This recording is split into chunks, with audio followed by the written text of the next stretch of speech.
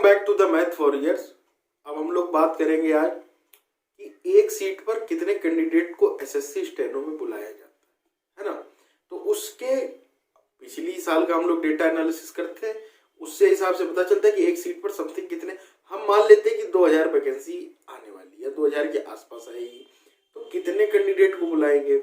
आपको मैं ये पहले बता चुका हूँ कि 1,11,000 के आसपास आपके जो है कैंडिडेट अपीयर हुए हैं 25% के आसपास। ठीक है, इस बात को आप समझ लें।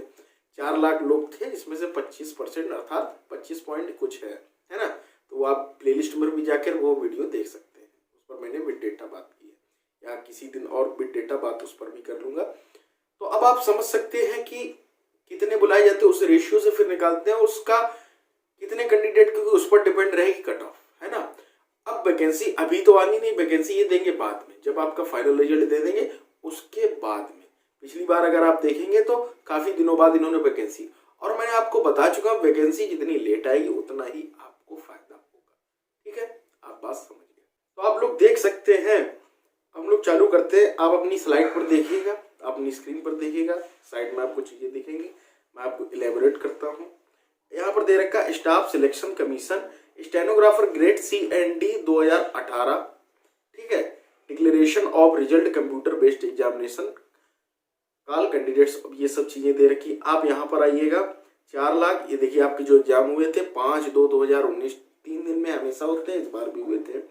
और यहाँ पर अगेंस्ट ये टोटल कैंडिडेट थे 4 लाख, जितने भी हों आप देख सकते हैं, 4,36,910। ठीक है, कितने अपीयर हुए, इतने अपीयर हुए थे। तो इस बार भी आप अगर रेशियो निकालेंगे तो कुछ 30 के आसपास रहा होगा। ठीक है, 28, 54, ठीक है, तो कुछ इसी के आसपास रहा होगा। चलिए आगे चलते हैं। Based on the performance of the candidates in computer based 9,000, ये मेन आपकी बात यहाँ समझते हैं। 9,956 कैंडिडेट, यहाँ लिख लेते हैं कि 9,956। ठीक है, 9,956 कैंडिडेट है प्रोविजनली क्वालिफाइड फॉर, इसके लिए appearing in skill test for the post of stenographer grade C। यहाँ पर देखिएगा ग्रेड C के लिए कितने लोगों ने क्वालिफाई किया, 9,956। एंड लिखा है 12,893 कैंडिडेट्स है provisionally qualified for appearing in the skill test for the post of stenographer grade D। The cut off marks fixed by the, कितना दिया, by the commission in the computer based examination and the number of candidate under different category, ये इन्होंने दे रखा। तो यहाँ पर इसको भी लिख लेते हैं। कहाँ गया भाई, 12,893, 12,800 candidates qualified for the stenographer. ये आपकी कटाव दे रखी है, यहाँ पर आप कटाव भी अपनी आप देख सकते हैं। SC ST OBC की 133, जनरल की 138। ठीक है, ये कटाव गई थी, और कितने कैंडिडेट क्वालिफाई की, तो वो सारी बातें इन्होंने लिख रखी है। ये लिख रखी OH VH की इतनी कम गई थी और 40,000 की गई थी। ठीक है, अदर में आपका एक्स सर्विसमैन EWS, ये सारी चीजें आ जाती है। यहाँ पर उन्होंने लिख भी दिया है, ये देखिएगा कितने लोग जर्नल में क्वालिफाई कर गए, 425, 73, 80, ये सारी चीजें उन्होंने बता दी है।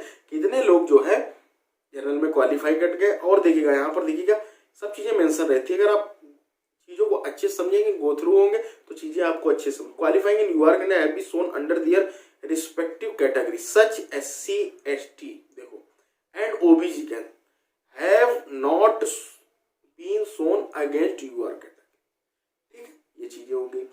अब यहाँ पर ये देखिए, ये देखा, अब हमारा जो मेन पर्पज है उसको समझते हैं कि टोटल कितने लोगों को इन्होंने क्वालिफाई किया था।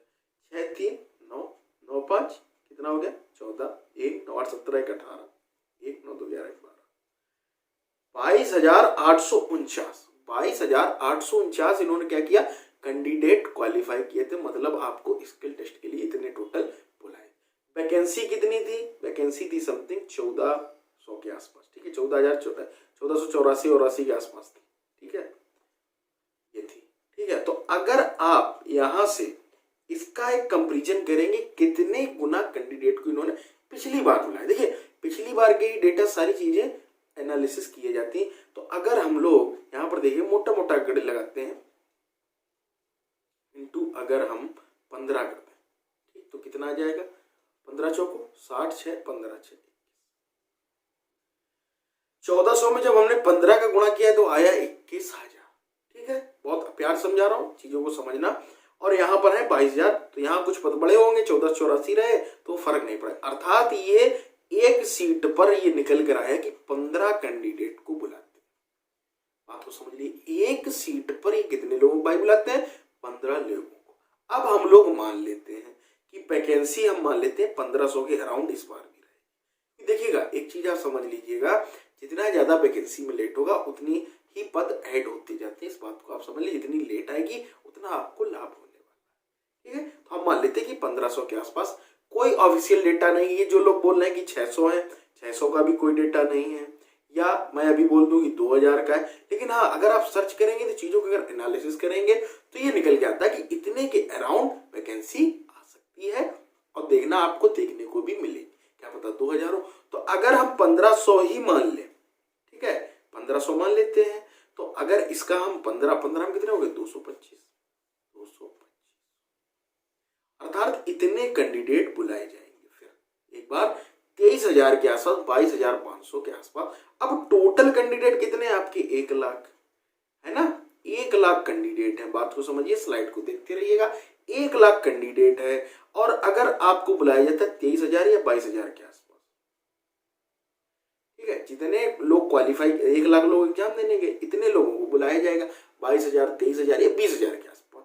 तो आप मुझे बताइएगा इस 1 लाख में कट ऑफ कम जाने के क्यों चांसेस है? इन बातों को अगर आप समझेंगे, इस वजह से मैं बार बार बोल रहा हूं कि कट ऑफ कम जाएगी, पिछली बार से कम जाएगी, ये मैं फिर बोल रहा हूं। तो उम्मीद करता हूं कि ये चीज आप लोग समझ गए होंगे, इन बातों को भी समझे। हमने आपको विद डेटा बात की, पूरा एनालिसिस पिछली बार का पूरा उठाया, उस स्लाइड में मैंने समझाया कि किस तरीके से कितने कैंडिडेट एक सीट पर बुलाए जाते हैं और इस बार कितने कैंडिडेट को बुलाया जाए। उम्मीद करता हूं कि चीजों को आप अच्छे से समझ पाए होंगे।